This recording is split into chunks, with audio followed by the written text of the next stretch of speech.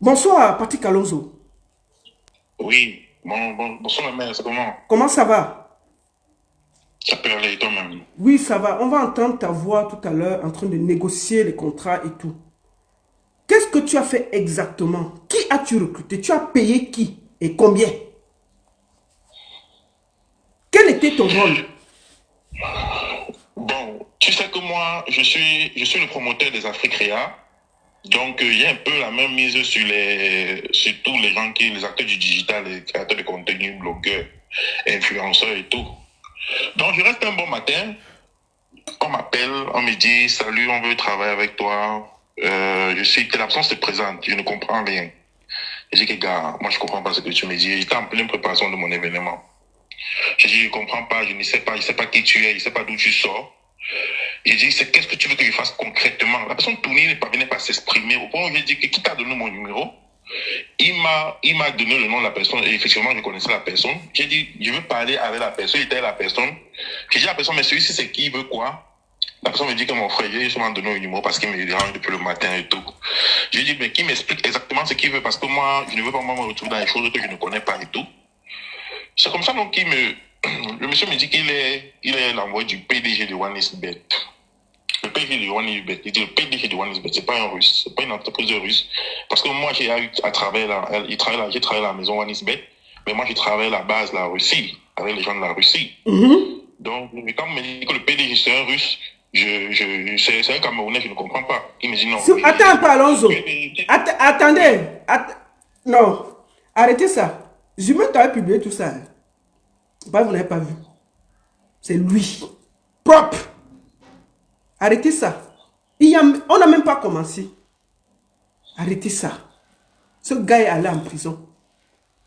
Tous est enregistré. Tout. Mettez les cœurs partagés. Vous allez écouter les voices. Si c'est l'IA, c'est des appels. Vas-y. Donc, c'est comme ça donc j'ai dit que laisse-moi vérifier auprès de l'entreprise OneXBet. Il était le responsable communication au niveau des blogueurs. C'est lui qui les a recrutés au compte du couple pour nettoyer les images et faire tout le travail. Vous allez entendre la négociation, combien ça a été payé. On y va.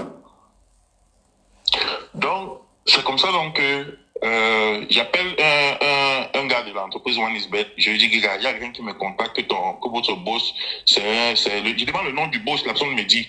Et c'est le même nom que le monsieur là m'avait dit. Il dit, mais il me contacte que ton boss a quelques problèmes et tout et tout. Je sais pas, j'ai peur.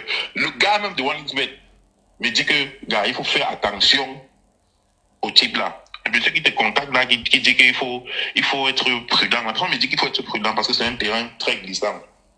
J'ai dit, ok. Le monsieur, le fait de m'appeler, j'ai dit, bon, qu'est-ce que tu veux concrètement? Il me dit que je veux que, comme tu as la même mise sur les blogueurs et les influenceurs, Parce qu'il faut expliquer que lui, pourquoi on le contacte? Parce qu'il a un événement à Douala qui s'appelle Afik Créa, qui regroupe tous les influenceurs et les blogueurs et les TikTokers et il donne les prix.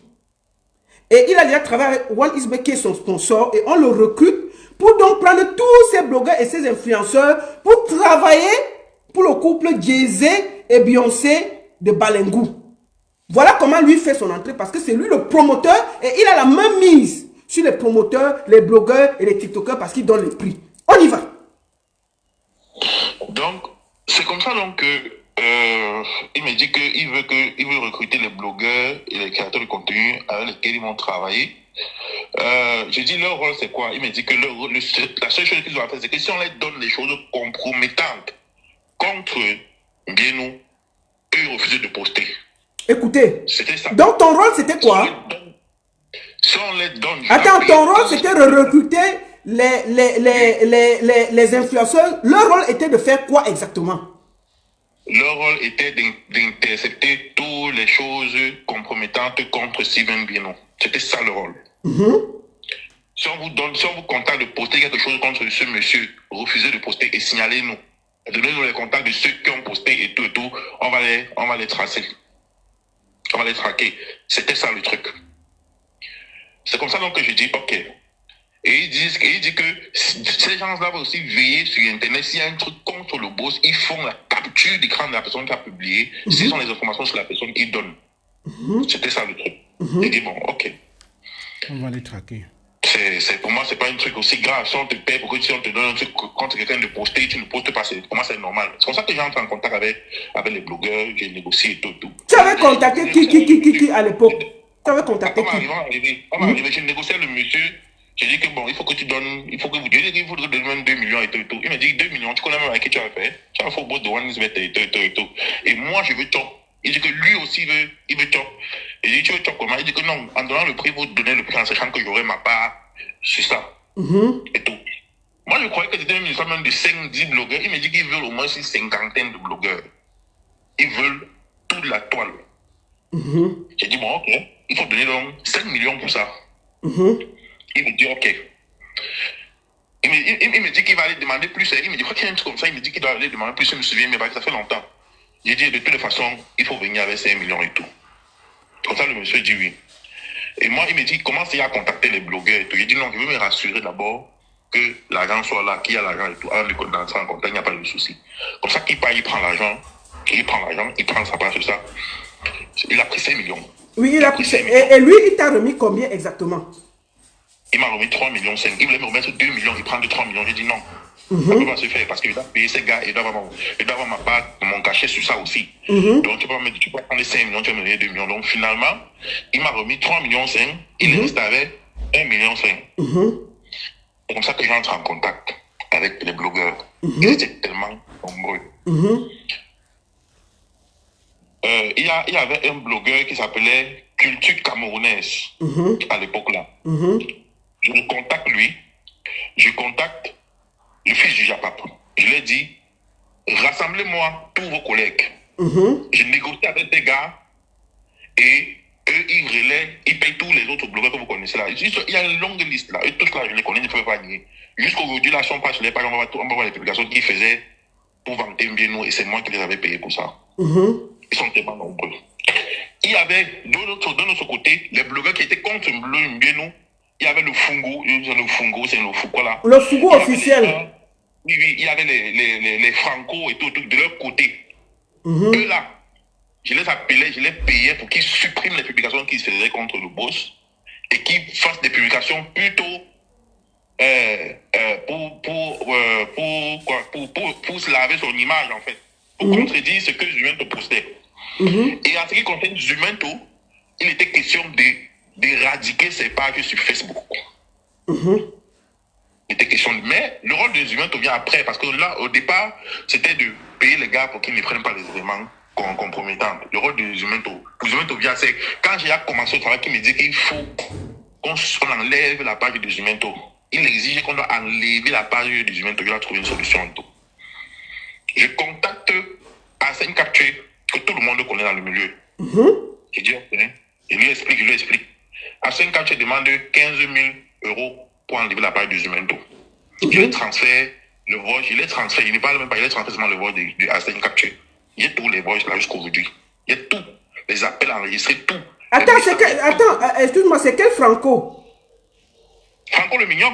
Ah, d'accord, vas-y, continue. Oui. C'est comme ça donc Arsène Capture demande 15 000 € et eux ils commencent à tourner, ils demandent, ils diminuent jusqu'à 5 000 €. Donc, ils demandent à Arsène Capture de diminuer, Arsène Capture dit qu'il ne peut pas partir en deçà de 10 000 €, mais eux ils donnaient 5 000 €. Du coup, ça a tourné. Arsène Capture dit qu'il ne peut pas, il ne fait pas ça.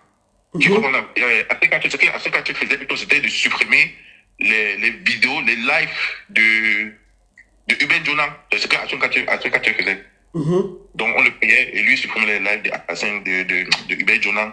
Et les blogueurs faisaient les publications pour avantager, pour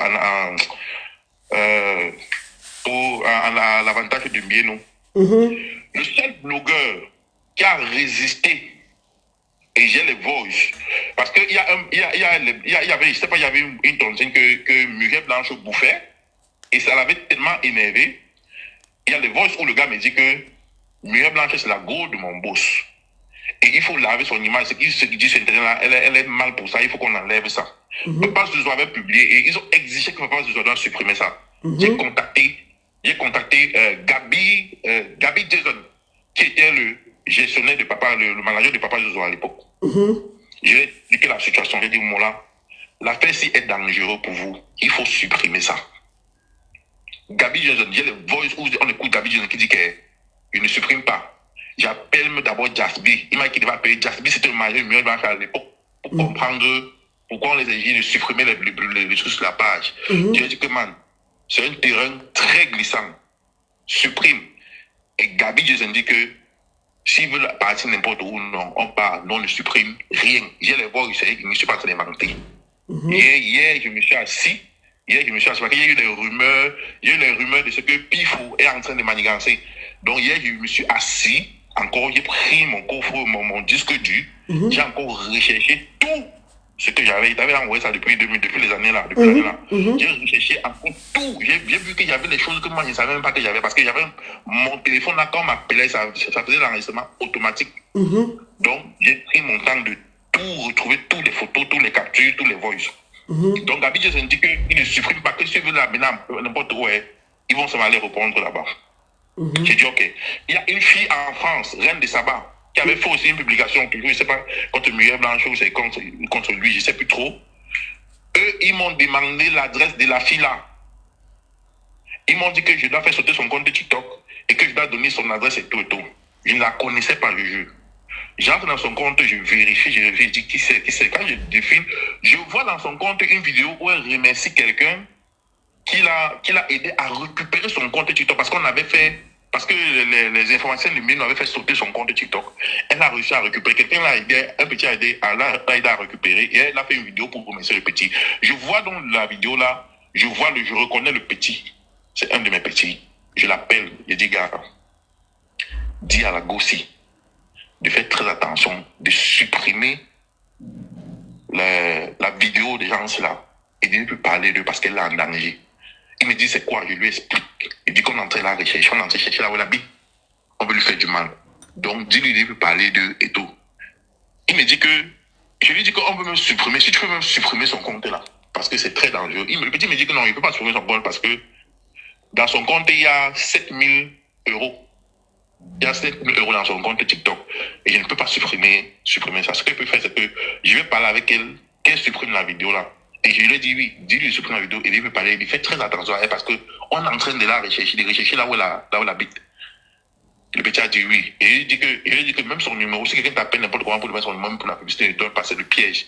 Le petit m'a dit oui, il a compris. C'est comme ça que le petit a parlé à la fille. La fille, c'est aussi une fille tenace, elle ne voulait pas supprimer. Le petit a dit que non, c'est la vidéo là qui fait qu'on ne fait que signaler ton compte. C'est pour ça que le petit l'a convaincu à supprimer la vidéo. La fille là, il faut qu'elle va se reconnaître, elle doit reconnaître ce que je suis en train de dire là. C'est comme ça donc que les gars, les blogueurs travaillaient, tout se passait bien, les blogueurs travaillaient, on donnait quelqu'un poste. Tu avais payé chacun combien, sincèrement? Ça variait. Il y avait les autres qui payaient 100 000, il y avait les autres qui payaient 50 000, mais il n'y avait pas quelqu'un qui avait moins de 50 000. C'était les 100 000, les 50 000, les 100 000, les 50 000, selon la taille du blogueur et tout et tout. Voilà. Ça variait. Mais ils étaient tellement nombreux.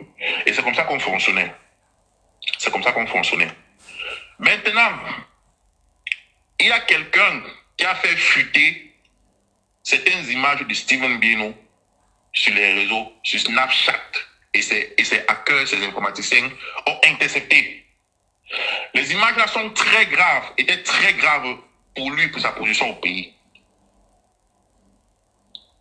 Ces gars m'appellent. On m'appelle, on me dit, il y a quelqu'un sur Snapchat qui fait ça. On m'envoie la capture. Je regarde. On me dit qu'il faut que je trouve la personne. Moi, je ne connais pas la personne. Je dis, moi, je ne connais pas trop les qui sont influenceurs sur Snapchat, mais je vais me renseigner. On me met la pression. Ce chapitre de Snapchat, je préfère le fermer pour le moment parce que il y a trop de graves révélations dedans. D'accord. Qui m'incrimine moi, Patrick Alonso, mais qui incrimine encore plus le camp en face. Je préfère fermer ça parce que il y a des noms qui vont sortir. Des noms que je n'ai pas envie de faire sortir parce que ces gens-là, ils n'ont rien fait. Ça va un peu entacher leur image. Je n'ai pas envie de faire sortir ça. Mais je reste tranquille et je regarde le camp d'en face. Parce que il y a des rumeurs, des choses bizarres. Je vais aussi profiter d'être dans ton là pour dire, le bras droit de Bieno, l'homme de main de Bieno, l'homme a tout fait de Bieno. Je m'abstiens encore à prononcer ton nom aujourd'hui là. Ce que tu es en train de manigancer avec Pifo et tout, je suis au courant. Je m'étais encore pour le moment. Mais retiens bien que vous m'avez enfermé. Tu as comploté pour me faire enfermer. Tu as fait beaucoup de choses même contre Bieno qui est ton boss. Malgré moi, j'étais suivi parce que c'est toi qui m'avais contacté. Sache bien que ce que tu complotes avec Pifo et tout ça, je suis au courant. Mais je reste tranquille encore. Le jour où je vais parler, je vais afficher ta photo. Je vais afficher ton nom. Il y aura les captures d'écran qui vont s'afficher. Il y aura les photos qui vont se sortir. Il y aura les voices qui vont sortir. D'autres voices que j'ai retrouvées que je ne savais même pas que j'avais. Il y a beaucoup de choses qui vont sortir. Pour le moment, je reste encore tranquille et je vous regarde. Le plus important dans tout ce qui est en train de se passer maintenant, c'est que Aïcha soit libre.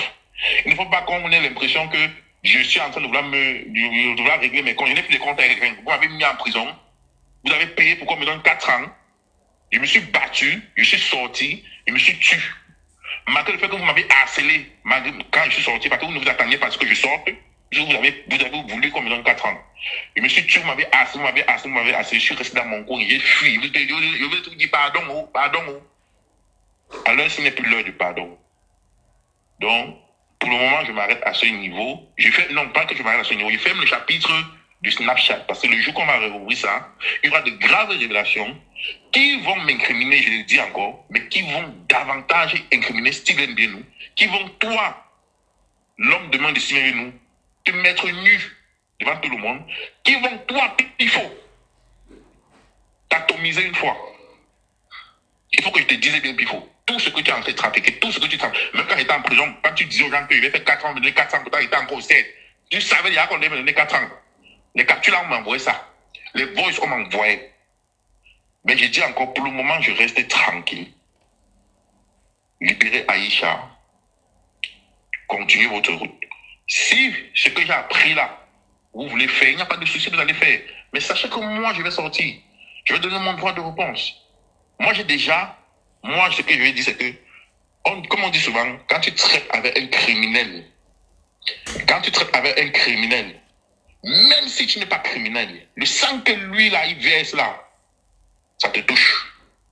Même si tu n'es pas dans les choses là, le sang qui verse là, ça te touche. Et moi, je pense que mon passage en prison, c'était mon prix que je payais d'avoir travaillé avec Steven Bieno.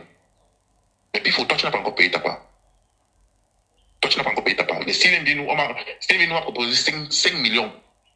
Il a proposé 5 millions. J'ai le voice qu'il envoie à Roger, c'est Roger Cop, là, je vais regarder bien son nom encore, qui travaille à Nisbet. Que Roger m'a transféré, où il dit que s'il me trouve, s'il met la main sur ce mec, sur Hubert Jonan, je lui donne 5 millions, j'ai ce voice-là.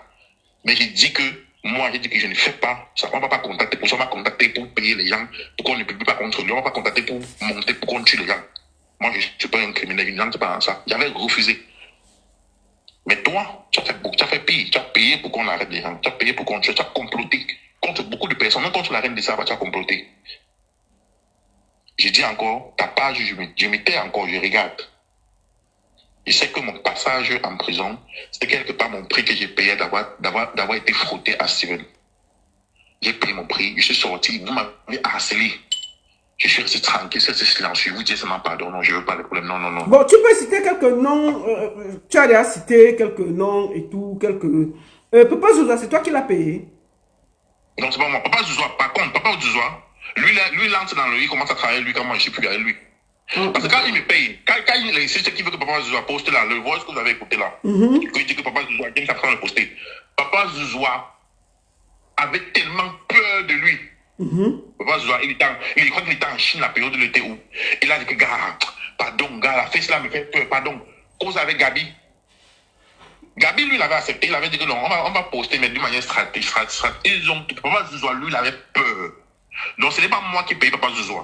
Il sait qu'ils travaillent avec eux, mais ce n'est pas passé par moi. Quand c'était à mon époque, Papa Zouza ne voulait pas publier. C'est Gabi qui avait accepté de publier, mais Papa Zouza lui-même, il avait refusé qu'il ne veut pas. C'est Gabi qui avait accepté de publier. La période, la papa, j'étais en Chine. Il m'a dit que, gars, laisse-moi réfléchir, je vais voir. Parce que le Suisse là, il voit les rumeurs contre moi, qu'il n'y a pas de problème. Après, il m'a dit, c'est quoi, hier avec Gabi. Et c'est Gabi qui a accepté de publier. Pas papa, je dois lui-même. Lui-même, il avait peur. Mais maintenant, lui, il travaille avec lui. Il a fait que ça l'air. Bon, en gros, quelques noms des listes que toi, tu sais que tu as donné de l'argent. J'ai donné, il y a Franco le Mignon, il y a le Fougo officiel, il y a le fils du Jabba, il y a Cercle des Stars, il y a Slébé, il y a Culture Camerounaise, il y a Badon le médiateur, il y a Papa Congo, ils sont tellement, il y a Papa Congo, ils sont tellement, tous les grands blogueurs que vous voyez là, tous les blogueurs que vous voyez sur la toile là, ont été payés. Les blogueurs, les anciens blogueurs là, tous là ont été payés. Tous là ont été payés. Si moi-même 10 comme ça, on a après, parce qu'ils étaient 35. Oui, il était même plus de 35. Il y a, bon, 10, il y a l'autre. Il y a la page de Papa Zola qui a posté, mais c'est lui-même la personne l'avait refusé. C'est pas lui seul qui poste sur sa page. Il y a Vadoum le médiateur. Il y a Slay Babe. Il y a Cercle des Stars. Il y a le fils du Japa.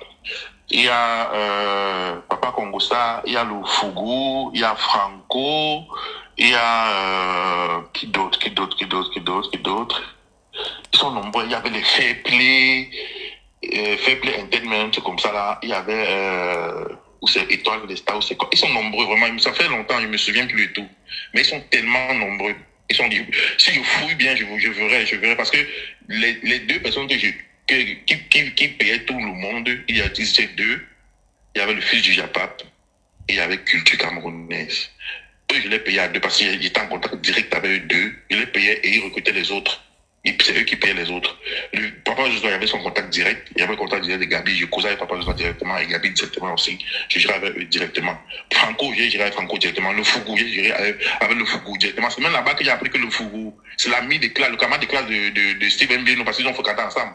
Ben, quand j'appelle le Fougou pour dire que supprime ça, ça va te créer des problèmes. Il dit que c'est mon ami de classe et tout. Je sais, mais je veux parler directement avec lui. Demande son numéro et négocie directement avec lui. Il dit que non, supprime et tu postes des prix. Il m'a dit que non, prie d'abord. C'est même eux, les Bino qui m'ont donné son numéro que je l'appelle. Moi, je n'ai pas son numéro et tout. Parce qu'ils le connaissent. Et tu l'as appelé? Oui. Il a décroché, on a négocié, il lui a envoyé l'argent. Il a effacé le poste qu'il avait fait. Il a republié notre poste plutôt. Il a dit que j'ai fait le rapport d'investigation, quoi. C'est même plutôt ceci, cela. Un truc comme ça, là. Il avait posté. Ouais. Franco avait fait aussi une vidéo qui avait pris. La vidéo de Franco avait pris, ça qu'il était fier. Franco le Mignon avait dit quoi dans la vidéo? Je me souviens plus, ça fait beaucoup d'années, mais sa vidéo avait bien pris parce que eux, ils étaient fiers. Ils étaient fiers. Ouais, sa vidéo avait bien pris, oui. Je ne sais plus trop ce qu'il disait dans la vidéo, mais sa vidéo avait bien pris. Et ça, il m'a appelé pour dire que mon frère, il fait une vidéo comme ça qui prend, tu me l'as rien que tu m'as donné, ne supprime même pas, je me souviens. Sa vidéo avait bien pris, ouais. Donc ils sont nombreux, ils sont vraiment nombreux, ils sont nombreux. Et il y a beaucoup d'autres choses qui se sont passées, beaucoup de choses. Bref, comme je dis, je me limite à ça. Il était question de parler des blogueurs qui ils sont mieux et tout là, ils sont en train de vouloir contredire les trucs d'Aïcha, de vouloir mettre tout sur le dos d'Aïcha pour dire qu'eux ils ne sont pas sains. Eux ils ont travaillé pour ça. Et je vous dis, une personne, on ne peut pas accuser, 15 personnes ne peuvent accuser une même personne des mêmes choses, des mêmes faits, et ce n'est pas ça. Et ce n'est pas ça. Si UEFA, il a arrêté FIFA qu'on le fouette à la sémine. Parce qu'il parlait des trucs des trucs de Paris sportifs, là, les petits qui avaient perdu, qui avaient gagné les 13 millions de la pays, là. Il y a des choses à dire. Il y a des choses à dire. Parce que quand il me rappelle, il me encore l'histoire, il me rappelle encore de beaucoup de gens que voient sur Internet trop défendre bien, là, pourtant je connais tout ce qu'ils font derrière. Mais, pour le moment, je m'arrête là. D'accord. Merci beaucoup. Et beaucoup de courage à toi parce que tu as fait la prison pour ça. Tu étais en prison. Et j'apprends qu'ils disent que tu étais un maître chanteur. Ils t'ont payé. Tu n'es pas reconnaissant. Et moi, ils m'ont envoyé quelques voices où tu parles. Qu'est-ce que tu dis de ça? Ouais, non, je t'ai dit tout à l'heure, que moi, je suis, comme je dis, il y a des choses qui vont sortir. Dans le chapitre des Snapchat, c'est un chapitre particulier. Et il y a des choses, j'ai précisé que moi, je suis Moi, je me reproche aussi, parce que moi, c'est que je ne suis pas innocent dans l'affaire des Snapchat là. Moi aussi, j'ai m'aider dedans. Tu comprends? Mais jamais m'aider pour qu'on tue. Jamais m'aider, jamais négocier, jamais dealer pour qu'on tue quelqu'un, pour qu'on kidnappe quelqu'un. Chaque fois, je me suis opposé à ça. Je vais te dire une chose. Quand on vient me kidnapper à Douala, quand ils viennent me kidnapper à Douala, j'ai tapé les 2 anti-gangs qui sont venus m'arrêter. Tu comprends la mer? Il les a tapés à la pharmacie où ils m'ont tendu l'embuscade là. Il les a tapés parce qu'ils voulaient me prendre et prendre mes petits. Et je dis que pour moi, prenez-moi parce qu'ils n'ont rien à voir avec l'histoire. Mais eux, ils voulaient partir avec eux. Ils les ont massacrés dans mes petits, ils ont fui. Moi, je suis sorti, en plein mon approche. J'ai commencé à fuir, au voleur. Ils m'ont dit qu'on va tirer sur toi, ils disent tirer. J'ai fui au voleur.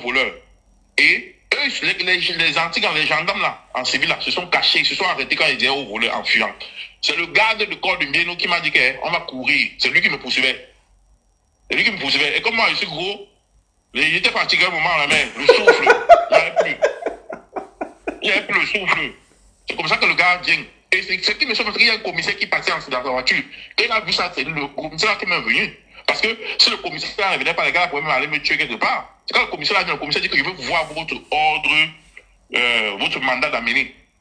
Et c'était le garde de corps, le Mbienou, qui m'avait arrêté. Sur la complicité de sa main droite qui me fait croire que lui aussi on l'a arrêté. Hein. Et la main droite, Mbienou, ils font le piège là, ils font comme si lui aussi, ils font comme si lui aussi on l'a arrêté. Oh, c'est lui qui me piège pour qu'on m'arrête. Lui qui a monté, qui a manigancé les choses contre Mbienou. Bref, le chapitre là, je vais parler après, il ne parle pas maintenant. Il monte des trucs qu'on m'arrête. Maintenant, le bras de m'arrête, le commissaire il demande au bras de se présenter. Le bras de maintenant, il sent que c'est chaud. Il se recule, c'est là où les gendarmes viennent maintenant montrer le mandat d'amener. Il m'amène chez le colonel au groupement. Il commence à dire au colonel que je suis un maître chanteur, je fais chanter Mbienou et tout, et que comme ça là, ils m'ont arrêté parce qu'ils venaient prendre 20 millions. Or, j'ai les messages, les captures, les voices. Les gars me mettaient la pression le jour là de venir prendre l'argent du sponsoring de mon événement, les 20 millions qu'ils m'avaient promis. Tu te rappelles, on a parlé de ça. De venir prendre les 20 millions qu'ils m'ont promis. Ils m'ont appelé la matinée là, je ne sais pas, j'avais un mauvais présentement. Ils m'ont appelé toute la matinée là, j'avais des choses à faire. Ils disaient que j'arrive. Oh, je disais pas venir. Ça fait 13 heures que je suis parti. Ça fait 13 heures que je suis parti. Ils disaient au colonel du gouvernement que j'ai fait le chantage à leur boss et que c'était comme ça 20 millions qu'ils venaient encore prendre avant qu'on m'a arrêté. J'ai fait seulement écouter le voice où on me dit que ton sponsoring est là, passe avant la prison chercher. J'ai fait écouter au colonel. Et quand je voulais expliquer, il voulait me tout foutre au colonel. Le colonel lui m'a senti, que c'est une truc louche. Parce que quand il m'amène au gouvernement, le colonel veut d'abord me foutre parce qu'il a appris que j'allais se taper quand on était là-bas à la pharmacie. Il dit que tu tapes mes éléments. Il voulait avoir qu'on me faute là-bas. Mais c'est quand il a un peu compris l'histoire, il a compris qu'il peut mettre ma main dans l'histoire, là, pourtant c'est louche. Il a trouvé ça louche. Il m'a dit qu'il n'a pas peur. Interpellé, un malade de mener, va que tu pars en prison. Va, tu écoutes ce qu'on a été dit. Et si tu peux te défendre, tu te défends. Mais n'aie pas peur, il n'y a rien de méchant. Même le commissaire qui m'avait enlevé dans leur main là, il m'avait dit la même chose. Il m'a donné son numéro que si c'est bizarre, tu m'appelles. Il pense que c'est pour ça que les gars là ne m'ont pas. Il devait m'amener plutôt que de ne pas me tuer. C'est là où c'est pour ça même qu'ils m'ont amené. C'est parce que les gars là, c'était avec une Prado noire qu'on m'avait pris. Et on a roulé de Yaoundé de Douala pour Yaoundé en 2h30. On est arrivé au CED. En 2. Donc quand j'ai réussi à passer un coup de fil, j'appelle mes petits agents pour dire allez retirer ma voiture devant la pharmacie là. On me dit que tu es obligé sur Yaoundé. Les gars ont crié que tu es à Yaoundé. Maintenant, nous avons compté. Il dit que oui. Ils ont roulé sur Yaoundé. Si le commissaire, le colonel n'avait pas intervenu, je suis sûr comment on partait me tuer. Moi, je suis sûr. Mais je vais me limiter à ça parce qu'il y a tellement de choses que je m'assieds encore, j'attends parce que je sais qu'ils vont faire. Je connais, il y a des trucs de voice là, je sais qu'ils veulent faire. J'attends les trucs où tu entends ma voix, que tu m'as dit qu'on t'a dit là. Je suis au courant même, avant que tu m'appelles pour me dire ça, j'étais au courant que. Bonjour mesdames et messieurs, enchanté, moi c'est Brice.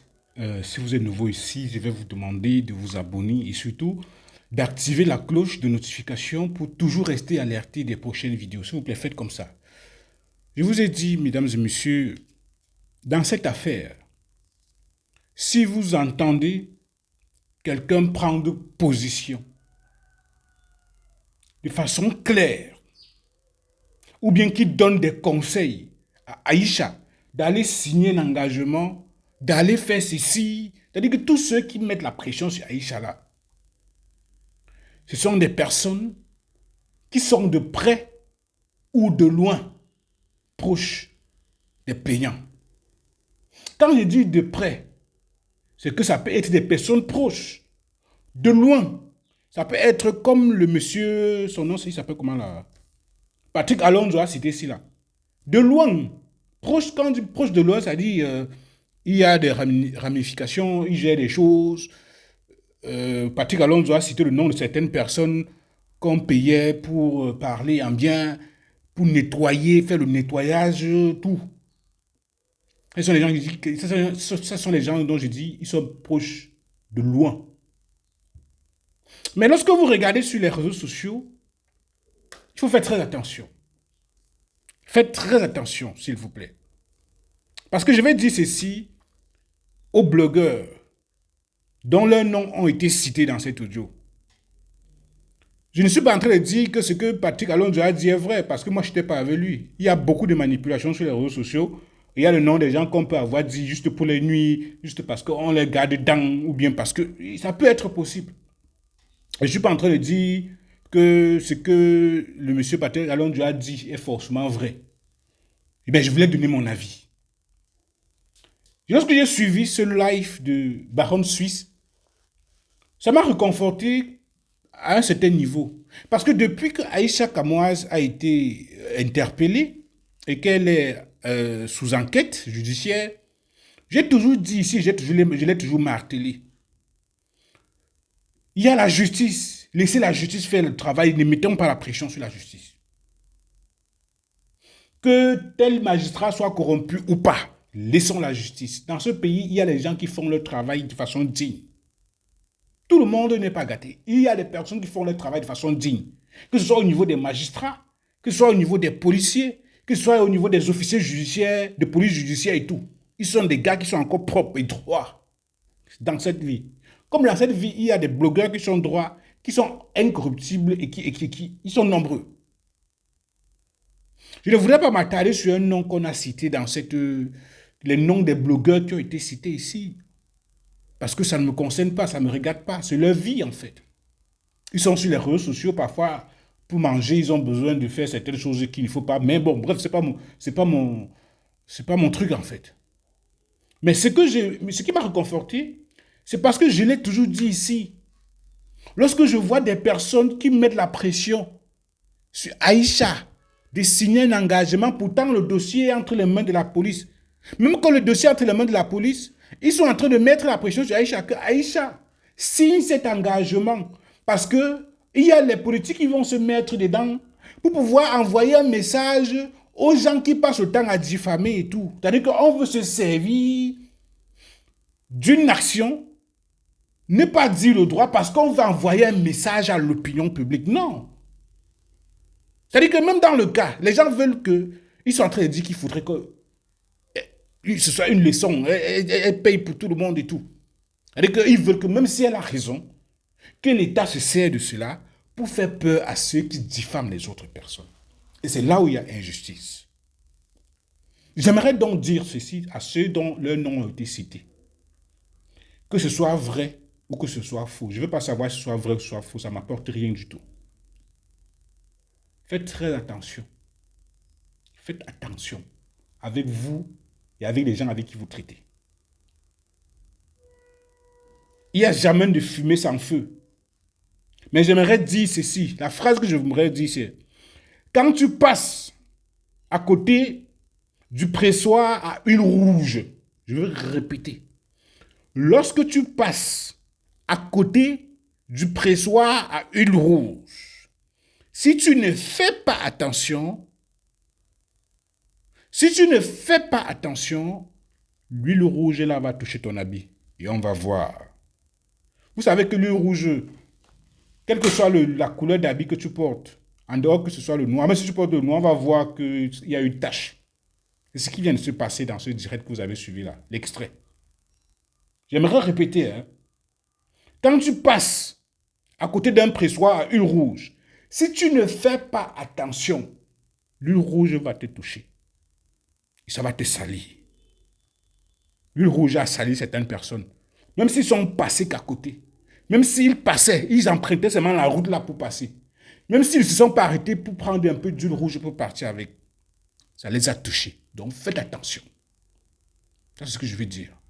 Et maintenant, je vais simplement dire, avec tout ce qui a été dit ici, les voices et tout, le live de Baron ça a duré plus de 2 heures. Mais c'était cet extrait que j'ai pris pour vous proposer, pour faire comprendre que lorsque vous traitez les informations avec objectivité. Et qu'il ne faut pas toujours croire que parce qu'on présente les blogueurs sur les réseaux sociaux, présentent des gens blancs comme neige, c'est forcément parce qu'ils sont blancs exactement comme neige. Ils sont pleins, d'ailleurs, ces blogueurs. Que si tu ne donnes pas 5 francs, ils ne parlent pas de toi. Même si tu es noir n'importe comment, ils savent que tu es noir. On leur donne l'argent que parlent bien de nous. Ils vont parler bien.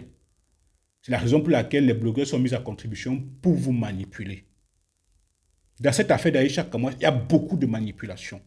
Regardez même au niveau des journalistes qui prennent position en mettant la pression sur Aïcha et qui prennent position en faveur, n'est-ce pas, des plaignants. Ce sont des personnes qui ont toujours été de près ou de loin. De près dans les affaires, de près dans l'amitié ou de loin avec les plaignants. Dans ce monde, rien ne se fait au hasard. Et l'argent contrôle le monde. Mais on n'achète pas tout le monde. Zéro compromission face aux injustices. Zéro compromission face aux injustices. Surtout les en bas. Mesdames et messieurs, s'il vous plaît, ça a été long. Dites-moi ce que vous pensez en commentaire. Je vous en prie. À très bientôt.